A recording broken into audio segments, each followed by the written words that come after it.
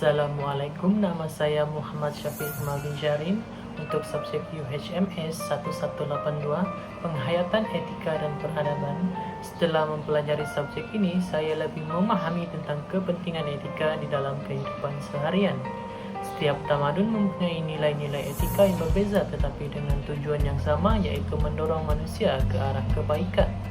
Selain itu, subjek ini juga menyadarkan saya bahawa pentingnya perpaduan di kalangan rakyat Malaysia yang berbilang kaum bagi membentuk sebuah negara yang aman dan harmoni. Sebagai rakyat Malaysia, amatlah penting bagi saya untuk memahami setiap intipati perlembagaan Malaysia. Oleh itu, subjek ini telah memberi saya ruang untuk mempelajari dan memahaminya.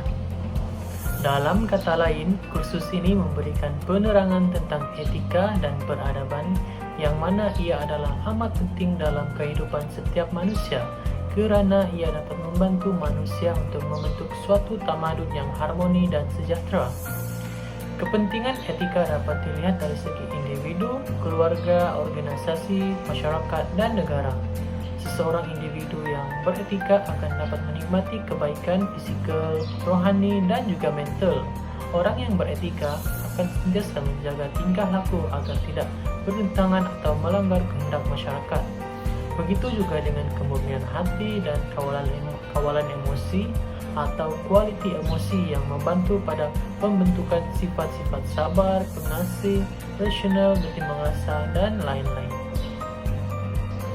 Dalam kursus ini terdapat beberapa tajuk penting, yaitu yang pertama, pengenalan ilmu etika dan peradaban, yang kedua, teori-teori etika, yang ketiga, etika dan peradaban dalam kepelbagaian tamadun Islam dan Melayu, yang keempat, etika dan peradaban dalam kepelbagaian tamadun Cina, India dan Barat, yang kelima, pemantapan kesepaduan nasional melalui etika dan peradaban, yang keenam, perlembagaan persekutuan Tangsa Etika dan Peradaban di Malaysia, yang ketujuh, penerapan etika dan peradaban dalam budaya dan komunikasi kontemporari, yang ke-8, peranan etika dan peradaban mendukung tanggungjawab sosial, dan yang ke-9 yaitu cabaran keterlestarian etika dan peradaban.